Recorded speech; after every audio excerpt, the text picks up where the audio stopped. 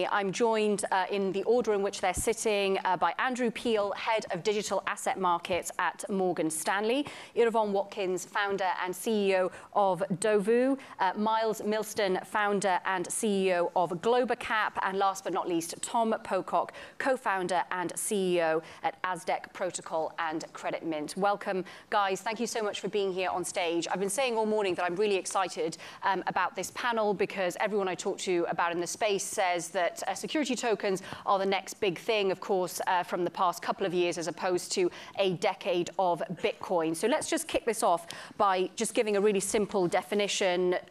Essentially, they're digitized traditional securities, but we want to delve into some of the opportunities here, but also some of the risks and what the stumbling blocks might be to adoption of securitized tokens and also STOs.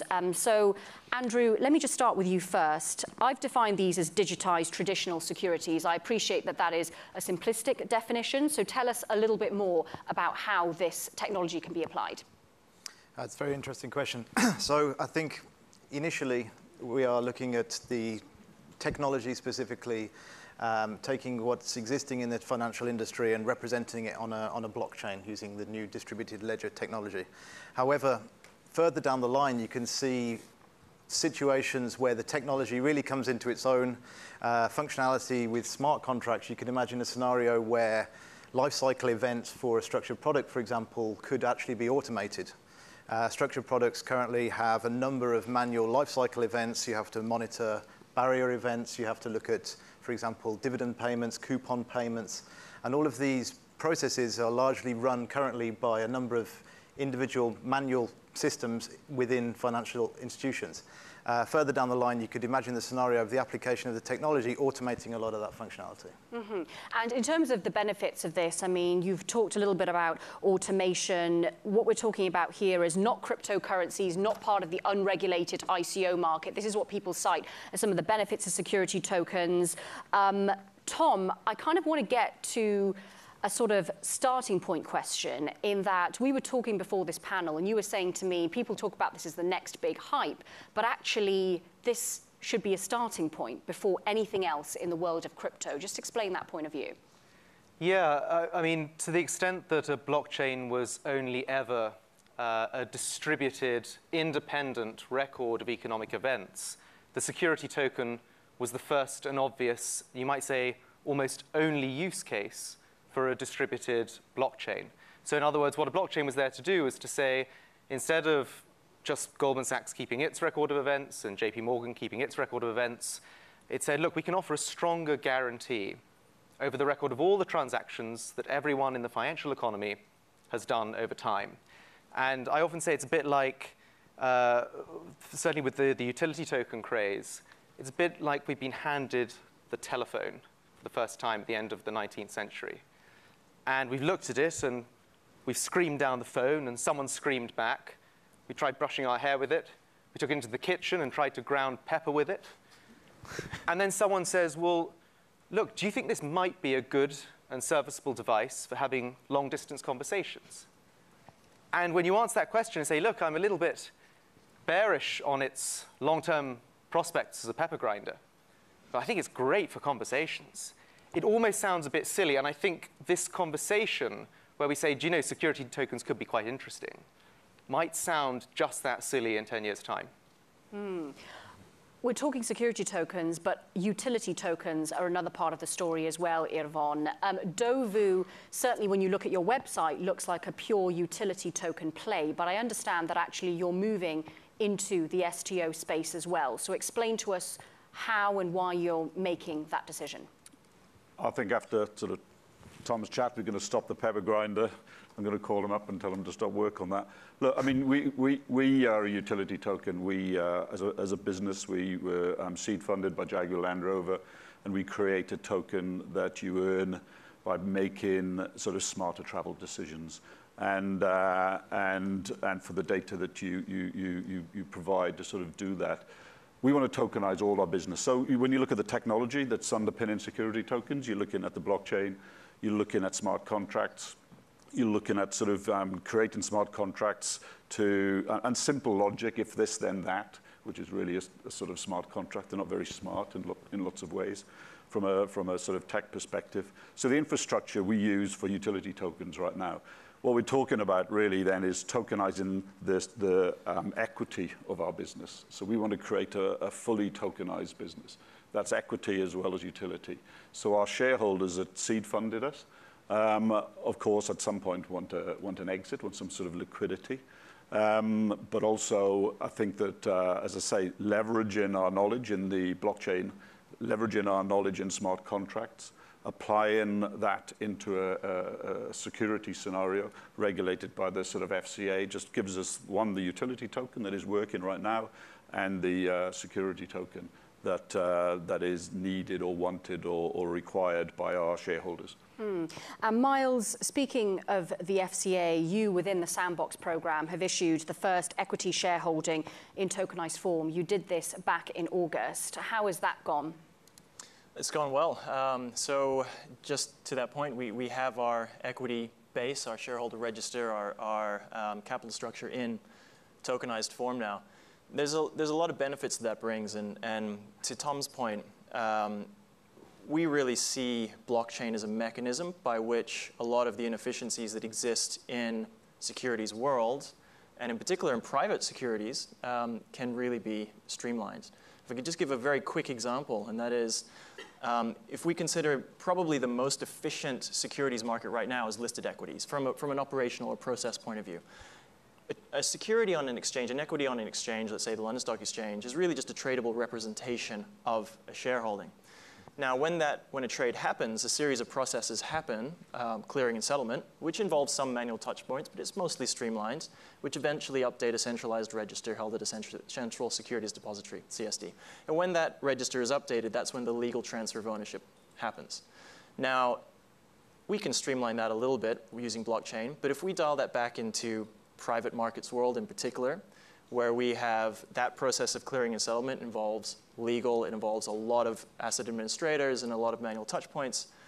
What we have in blockchain and what we did back in August in the FCA Sandbox was to create our legal structure, shareholder register in one blockchain component, and then a tied or attached, intertwined, separate tradable component also in blockchain, whereby when a trade happens, code executes, which automatically updates the downstream components, and that's it. All of that clearing and settlement process happens virtually instantaneously. And for us, that's really one of the key points here that blockchain brings to securities.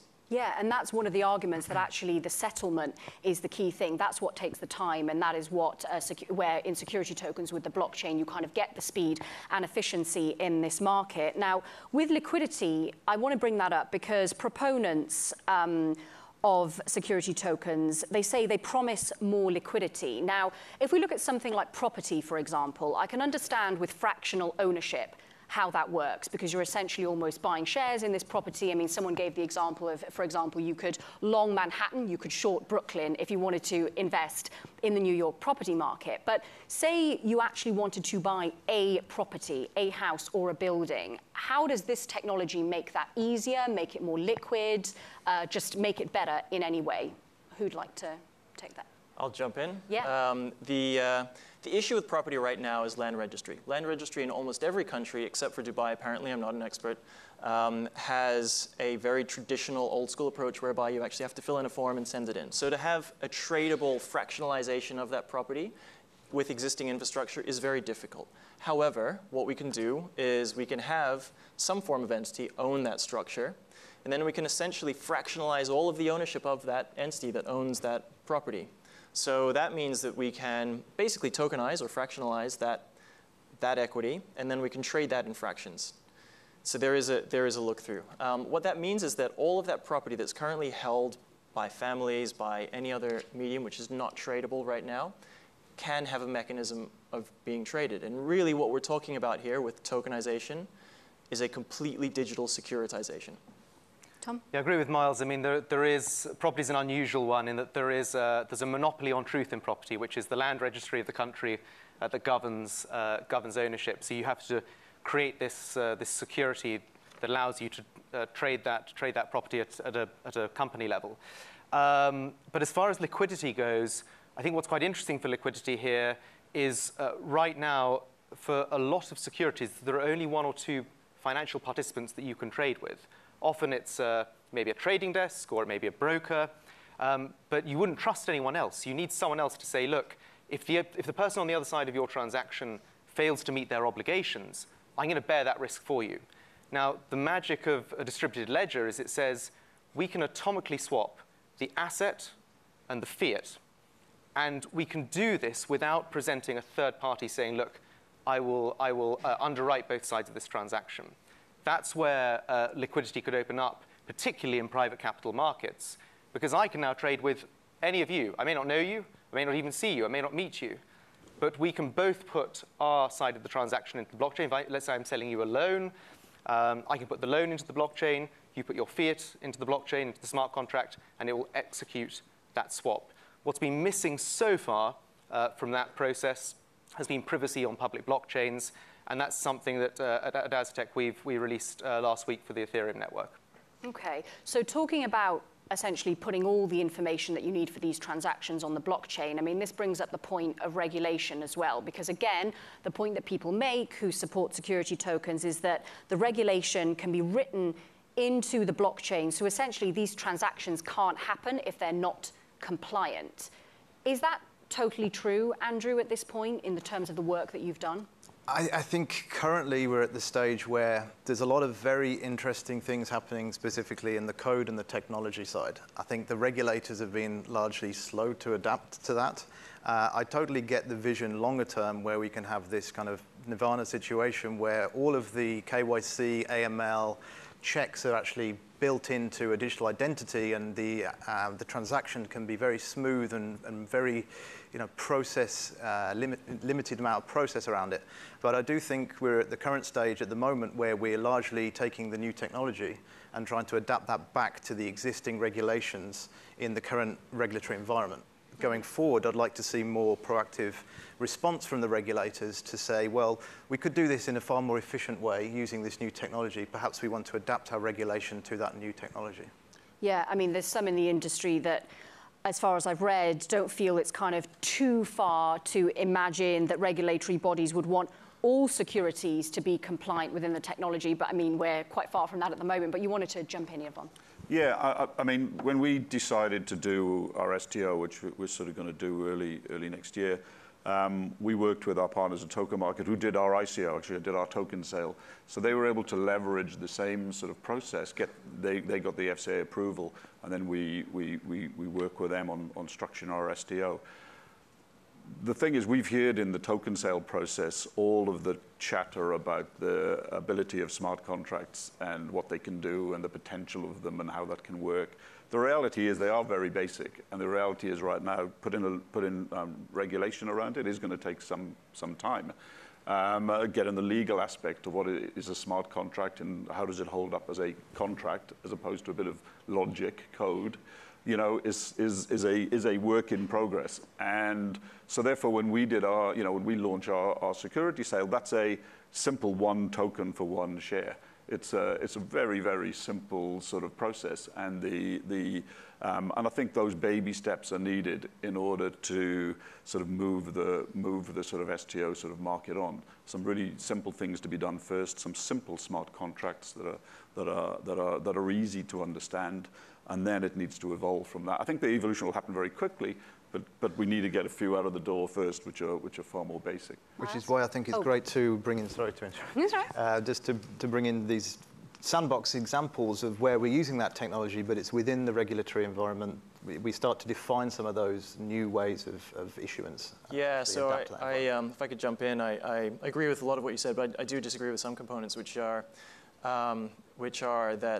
that we need to, that these aren't regulated in any way. And so we have a very robust regulatory framework in Europe, in the US, and in most Asian countries, which has evolved over a long period of time of innovation and new products coming to market and fraud and everything else.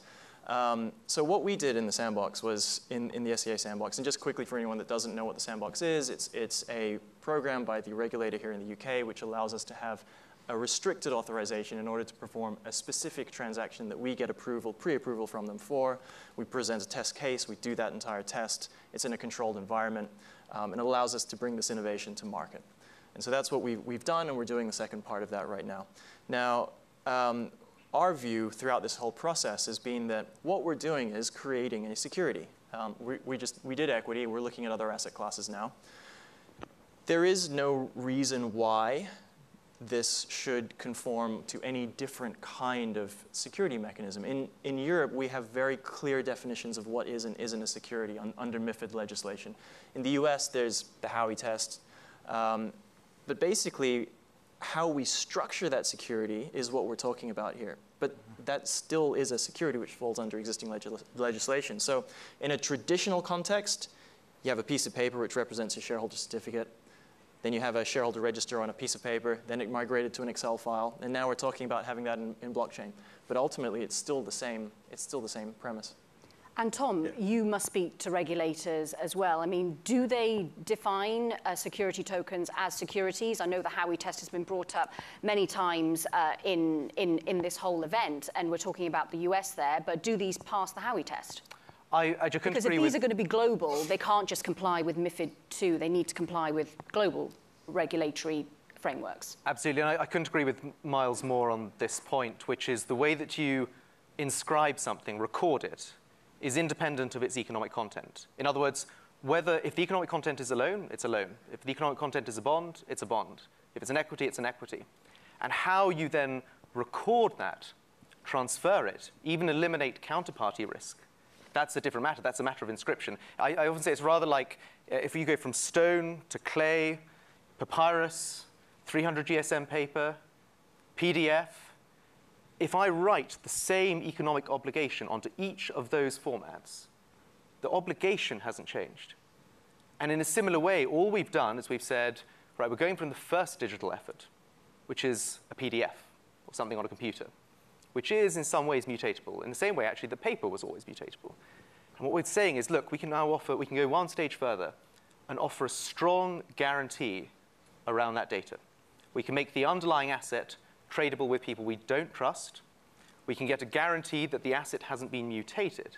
This is fantastic, should be great for regulators. But it's a very different matter to saying that the economic content has changed in any way. And we would argue that it absolutely hasn't. Yeah, and I guess that links to the argument that people make that, look, we're almost not even talking about the digital side of this. You're talking about actually just investing in the assets that are underlying the digital tokens. But Andrew, you work for Morgan Stanley. You have to do your due diligence around these kind of things. There must be some risks out there. For me, when something is hyped up to this degree in the sense that you Google this and you see so many benefits of security tokens, there aren't that many articles out there that talk about lots and lots of risks. What risks are there with getting into this sort of market? Okay, so just on that topic, for the record, this is Morgan Stanley is not invested in any of the security tokens in business at the moment, certainly not any of the cryptocurrency market at the moment. I think there's this huge amount of risks in the existing market as it exists currently, largely due to the fact that there's been a number of issuances without any regulatory adherence to those hundreds of years old securities laws, which require the person raising capital to actually give the right information to the end investor and ensure that they're in the position to only risk that they're taking is the success of that project, not the risk of the structure of the offering. So the risks of investing in such markets are higher than the risks which are inherent in investing in the equities markets and the IPO markets. Right. So how far are we then from this becoming more mainstream then? And I ask as well, because even in terms of security token rails, these are still being built. So how far are we from actual mainstream adoption? I think still a number of years down the line. I mean, what's certainly interesting to monitor is a number of exchanges coming online. For example, next year in the US, you have a number of exchanges coming online which are structured as an ATS. Allow the trading of Regulation D private placement securities on a platform such as T0, which allows you to transfer ownership using blockchain technology in the format of a Regulation D security. There's some other interesting projects certainly ongoing in other areas. I'm based in Switzerland. The FINMA regulators are working very closely with the Swiss exchange, for example, to provide more clarity around how that exchange might launch. There's some very interesting projects being launched out of London in close collaboration with the FCA. So we're defining this now. And I think, you know, the fact that we're all sat here in the Bloomberg offices talking about the technology and the fact that security tokens will be a topic in future, you start to see that the level of professionalism in this market is increased substantially, even compared to this time last year. So we're really in the stage where we're now professionalizing this industry, which has been born out of innovation. Yeah. I'm going to ask a question that somebody asked me when I was standing outside because they genuinely want to know the answer, which is if you're working on a crypto exchange, for example, how do you move into this space? Do you need advisors? What extra steps do you need to take to actually move into it? Could I clarify if that question is about a crypto exchange wanting to list securities, or is it about an issuer wanting to not necessarily do an ICO, but do a security issuance instead? Let's answer both the questions, because I'm not actually sure. Sure. On the former, if it's a crypto exchange that's looking to then list securities, well, that's pretty clear. I mean, it depends on what security it is, but if it's a MiFID transferable security here in Europe, then it needs to be an MTF, a multilateral trading facility. In the US, it needs to be an ATS. And that is a very specific set of legislative requirements that they need to apply for. If it is and just to be clear, most crypto exchanges have what's known as an e-money license, which is a very different and much less onerous set of compliance requirements compared to setting up an MTF or an ATS. If it's an issuer who is looking to either do an ICO or issue a security, well, at least our recommendation from Globacap would be 100% do a security, because if you're looking to issue an ICO, for a start, I think that road has slightly run. But secondly, why would you want to do something which doesn't? There are very specific use cases which utility tokens make sense, but they're very specific use cases. We saw 2017 and 2018 with a lot of companies trying to apply this model into just running away with money. And that doesn't work. There's a very good reason why companies issue equities and debt. And that now has a new mechanism, blockchain, which can make that entire process a lot more efficient, a lot more transparent, and appealable to a much wider audience. I feel like we could talk on this panel for 8 hours. I have so many questions I want to ask, and I'm also keeping on track with the questions that are coming through here on my iPad. I'm going to go first back to a question that was brought up at the very beginning by Daniel from DX Exchange, which is this about tokenization of assets or a new way of raising funds? Can you answer that first, Andrew, and then I'll get to some of the questions on the iPad. So I think you can relate it to both points, actually. I think it is a new way of raising capital enabled by the technology, a new way of raising funds, because if you look at some of the ICO platforms and some of the methods of raising capital last year in 2017, it was extremely innovative with a process that you could access with any internet connection globally. And you know, it's an evolution, in my opinion, of the crowdfunding mechanism. The functionality that the technology provides allows you to reach a much broader group of investors globally using internet, effectively. It also could lead to new forms of investment. We mentioned briefly earlier regarding tokenization or fractional ownership of housing, of private equity markets, for example. This could be something further down the line. I do think that is largely existing currently. It's probably not quite as liquid as it could be. What will be the first asset class to be tokenized at scale? This is a question that's come through actually from my colleague Alistair Marsh. I believe, and what we've started to see, for example, out of the US, a company called Templum has worked to list tokens that are backed by the St. Regis Resort, a hotel in Aspen. So that's already within the Regulation D framework in the US. They have an ATS which will allow secondary market trading. There's been other examples. DRW last week at Consensus Invest in New York announced that they're actually tokenizing a student housing project which has a steady stream of revenue from rental. with students. He liked the topic because he said, regardless of the economic cycle, students actually will always want to go to university, and therefore it's a solid way to generate revenue. But it's an innovative company. DRW has been very forward-thinking in this space, having been involved with operations such as Cumberland Mining, and this evolution towards offering tokens on real estate is welcomed in the industry, in my opinion. Mm-hmm. This is for any panelist, and again, it's a question that's come through from Wes. As we know, smart contracts are code and could contain defects where things go wrong. If we moved fully to using smart contracts and things go wrong, where would the responsibility fall if they're not government-backed to protect security holders? Who would like to take this?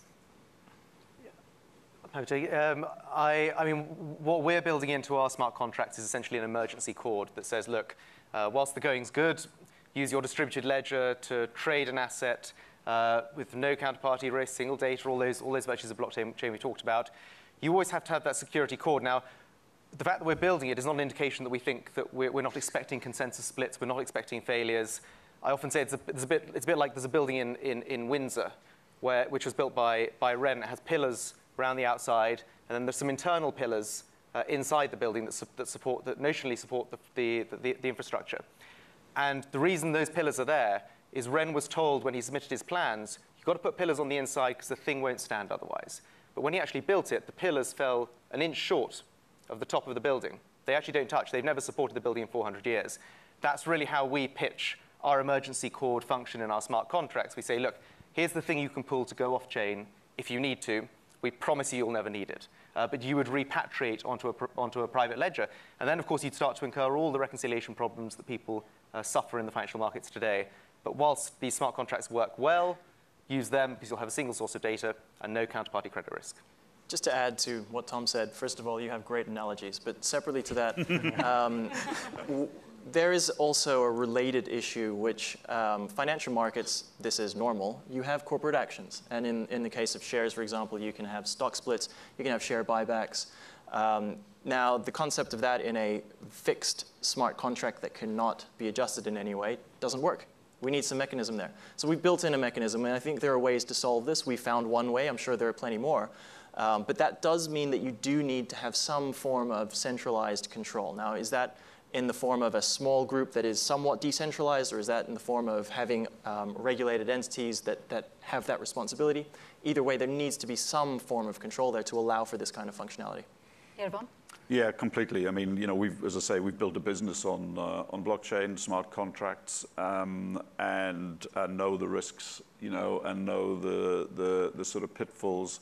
And I think that there are some things you just wouldn't put on that technology right now, because it's too nascent. And I think from a security and STO perspective, we're a customer, so we're not an advisor. You know, we're just looking at it purely as DOVU, as how we would use it. For us, you know, different from our utility token, we believe that the security token aspect needs to have a huge amount of centralization. Really, it's a different proposition, and how you use smart contracts again have to be, you know, that, to me, that's the tightest thing that needs to be looked at. The thing that needs the most due diligence, and the thing that needs the largest sort of audit is in what that smart contract can do. Developers don't like committing smart contracts. They don't like committing immutable code. You know, they like code that they can change. So and if there's any sort of security risk, it's in that sort of space. So the work that's been done, you know, and the work that needs to be done to make sure that that's right is absolutely, you know, paramount. But in the meantime, you can slim it down, simplify it, and the security token for us as a customer still works. Andrew, will traditional financial players be disrupted by, or can they actually add value to this evolving ecosystem? I do think traditional financial players can add a lot of value to the evolving ecosystem. Frankly, we discussed briefly earlier regarding liquidity. Liquidity specifically around fractionalized tokens of real estate. Well, there are already existing, you know, real estate investment trusts which are actually listed on regulated exchanges currently. They're largely illiquid instruments, but this is largely due to the actual structure of those instruments. But banks, financial institutions naturally provide a lot of liquidity around these instruments. We have, for example, research departments which look into the specifics of the offering. There's a distribution network which matches buyers and sellers in the traditional way, and that liquidity then feeds through to the exchanges. So I think there's a lot of areas where value can be added. Book building. I do agree with that, but I do think there are plenty of intermediaries and existing incumbents that will be disrupted in this process as well. There'll be an element of disruption, I agree, yes. Yeah, we are actually out of time, but as I'm running the show, I'm just going to continue for a little bit. And I'm also sharing my questions with people who have sent them in. So because you brought up liquidity, I want to ask whether the panel believes, and this is a question from Stephen Ashworth, do you know what? A lot of these companies, I don't even know how to say, TP Synrex. On liquidity, does the panel believe the central limit order book pricing mechanisms prevalent on traditional securities exchanges are relevant for security token trading, which will likely be issued on illiquid and hard to value assets? Yes. And the reason why is because if you have a security that is a security, and in Europe that's a very clear definition of what is a MiFID transferable security, and in the US, again, we've covered that, then it needs to be traded in a very specific type of venue that has either authorization as an MTF in Europe or an ATS in the United States. Those types of institutions have daily reporting to the regulator, they have an order book, et cetera. So there is that. Now, if the question is more around liquidity, and does an existing order book work for assets that are less liquid? That's a different question. In that case, maybe not. There is a concept called decentralized exchanges. We know from our conversations with several large European incumbent exchanges that they are looking at decentralized exchanges. We think they're probably a year or 2 years away from really taking shape. In that kind of context, it's difficult from a regulatory point of view. What entity do you regulate if you have a decentralized exchange? You still need some entity that can track all the reporting, that can ensure that there aren't fraudulent transactions or market manipulation. But nonetheless, I think there are involving technologies that will allow for illiquid assets to trade more freely, such as decentralized exchanges in the not-too-distant future.